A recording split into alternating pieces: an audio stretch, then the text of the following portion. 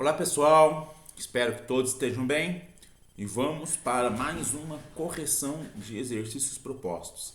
Vamos corrigir os exercícios propostos do módulo 8. Então vamos lá para a nossa apostila. Muito bem, tá? Então no módulo 8 nós falamos um pouquinho sobre Esparta, tá? Então vamos responder as questões aqui, vamos corrigir as questões, né? Número 1, no período arcaico. Vamos lá, o que é o período arcaico? O período arcaico corresponde ao período de formação das cidades-estado, das polis gregas, né? O mundo grego passou por diversas transformações, desintegração das comunidades gentílicas, né? A apropriação das terras por parte dos eupátridas, né? Formação das cidades. Quais foram essas transformações em Esparta? Muito bem, tá? Então eu vou comentar algumas coisas aqui, depois a gente vai ver o que o objetivo traz como gabarito para essa questão, tá? Então vamos lá, vamos pensar que o problema que desencadeou a desintegração dos gênos foi a falta, né, de disponibilidade de terras para promover uma maior produção de alimentos. A população cresceu, nós tivemos um crescimento populacional, tá? Só que existia uma carência de terras férteis, tá? Então, os parentes mais próximos do paterfamilias, os eupátridas, se apropriaram das terras, né? E os demais ou ficaram com as terras menos férteis ou acabaram, né, se sujeitando a uma condição de inferioridade na escala social, ou eles acabaram migrando, né, fazendo ali parte da segunda diáspora grega. Mas em Esparta, qual que foi a solução? A solução foi a conquista territorial. Esparta conquista a região da Messênia, tá? Uma região fértil, tá? Uma região bastante populosa também. Os messênios são reduzidos à escravidão, tá? E Esparta consegue, então, um território que possa lhe fornecer uma quantidade suficiente, né, de alimentos. E Esparta, ela vai, na verdade, ao contrário das outras cidades gregas, ao contrário, por exemplo, de Atenas, que vai se expandir, Esparta fica muito mais fechada, né? Então, uma característica da cultura espartana, por exemplo, é a xenofobia, a aversão a tudo que vinha de fora, tá? Então, Esparta, ela se tornou mais fechada, né? Já tinha ali regiões férteis que mantinham a subsistência da comunidade. E como Esparta conquistou um grande número de escravos, era importante, né, ter um exército muito bem preparado, né, e uma estrutura política muito conservadora, tá? Então Esparta, ela teve uma estrutura política bastante conservadora, é o que a gente chama de aristocracia, né, o domínio político nas mãos das famílias mais importantes, né, dos aristocratas, donos de terra, que em Esparta são os espartíatas, tá? Então vamos dar uma olhadinha aqui como é que o objetivo trouxe, né, um gabarito para essa questão. Em virtude do grande número de escravos provenientes das conquistas, tá? Conquista da planície de Messênia, uma região fértil, né, para prover Esparta de gêneros alimentícios necessários para a manutenção daquela comunidade, Esparta criou uma legislação própria atribuída a Licurgo, tá? Então, a gente vai ver Atenas também. Atenas teve seus legisladores, né? Criou a sua legislação. Esparta também teve uma legislação conservadora, atribuída a essa figura meio mítica, né? Meio lendária, que esse cara aqui, o Licurgo, tá? E aí, Licurgo era quase que um semideus, né? Então, para resolver as questões lá em Esparta, era só falar assim, ó, Licurgo é que diz, opa, então não vamos nem discutir. Se Licurgo disse, não tem nem espaço para discussão. Vamos cumprir aquilo que Licurgo estabeleceu. Por essa razão, a cidade isolou-se. Falamos do isolamento da cidade, né? E passou a adotar a força, né? Então aqui nós temos o desenvolvimento de uma elite militar, uma elite guerreira, né? Para manter esses escravos submetidos, tá? Para manter o status quo, isso é, a supremacia dos espartíatas sobre as populações dominadas. Então, mais ou menos aquilo que eu expliquei está aqui também, de uma outra forma, mas está aqui também nesse gabarito aqui que o objetivo trouxe, tá? 2. Atualmente é possível perceber no mundo ocidental uma forte presença de um discurso xenófobo. O que é um discurso xenófobo? Um discurso que tem uma certa aversão ao que é estranho, aversão ao que vem de fora, aversão ao estrangeiro.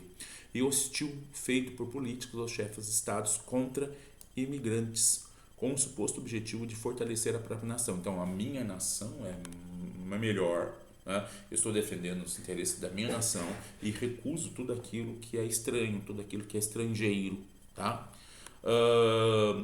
Tal visão, no entanto, não é novidade, uma vez que era presente também nos regimes nazi-fascistas, tá? Das décadas de 1920 e 1930, e guardadas as proporções, onde mais essa xenofobia estava presente?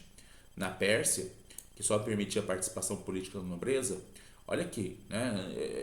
A participação na Pérsia, nós tínhamos um governo despótico nas mãos do imperador, que é uma figura quase mítica, né?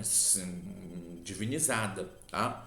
Mas a Pérsia, os persas, eles eram tolerantes com relação aos povos estrangeiros, tá? Então havia uma tolerância entre os persas, tá? Então um discurso xenófobo não é muito bem uma característica que a gente vê na Pérsia, tá?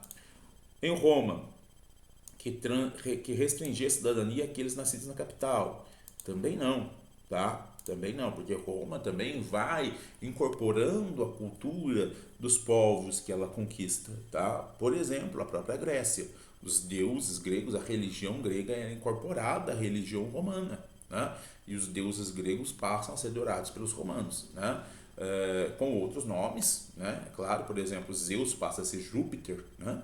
Então eles mudam os nomes, mas a mitologia grega é aceita pela mitologia romana. Em Esparta, cidade-estado grega, que além de xenófoba era militarista e lacônica, exatamente, tá? Laconismo, né? Um discurso muito simples, muito rasteiro, né? Sem grandes concepções filosóficas, tá? E militarista, tá? Uma característica muito forte de Esparta. Em Atenas, Atenas não era uma cidade, né, xenófoba, né? É uma cidade comercial, é uma cidade cosmopolita, né? Esparta, desculpa, Atenas excluía assim a democracia aos estrangeiros, né? Os estrangeiros não tinham direitos de cidadania na democracia ateniense. Mas não posso falar que Atenas era xenófoba, né? Ainda mais nessa comparação, se eu estiver comparando Atenas e Esparta, a xenofobia é uma característica marcante da cultura espartana, tá? Na Babilônia, civilização rigidamente regrada pelo Código de Hammurabi, certo? A Babilônia era rigidamente regrada pelo Código de Hammurabi, mas aqui é óbvio que a questão é Esparta, tá? A questão correta é Esparta, ok? Muito bem, vamos então para 3. A educação prolongava-se até a idade madura, pois ninguém tinha liberdade de viver como quisesse. Vivia-se na cidade como num acampamento, onde os pormenores da existência eram regulamentados tanto quanto o serviço público a que estava obrigado, pois os cidadãos consideravam-se durante toda a vida pertencentes à pátria e não a eles mesmos, né? Então, os cidadãos espartanos pertenciam à pátria, eles existiam para servir a pátria, para servir Esparta. Lembra lá, né? Na estrutura espartana, até na estrutura educacional e militarista espartana, o espartano, o espartíata, né? Ele vivia para ser um guerreiro. Tanto é que ao nascer, né, os éforos examinavam os recém-nascidos, e se esse recém-nascido, né, tivesse, né, alguma má formação física, já era eliminado, né, porque não poderia ser um bom soldado, tá? Olha lá, esse texto se refere a qual cidade? Esparta, né? E qual legislador? Licurgo, né? Solon é um legislador ligado à cidade de Atenas, tá? Letra D. E a última questão, sobre Esparta, é válido afirmar que a organização político-social era dividida em espartíatas, os cidadãos, periecos e lotas, ambos sem direitos políticos? Exatamente, tá? Os gerontes velhos com mais de 60 anos comandavam a política lá na Jerúsia, né? Associados por uma diarquia, 2 reis, pelos éforos, que eram os verdadeiros detentores do poder executivo, né? E pelo exército. Confere. a Assembleia Átela tinha a mera função de votar as questões, sendo-lhes proibido discuti-las, né? Então somente votavam, não discutiam. Há o laconismo presente aqui na organização espartana. Então todas estão corretas, letra D, todas estão corretas. Ok? E aí a gente termina porque aqui em módulo 9 já é sobre Atenas, tá? Então só voltando aqui para a gente se despedir, tá? Espero que vocês tenham acompanhado bem aí e que tenham tido um bom proveito aí dessa correção, beleza? Abraços pessoal, até a próxima.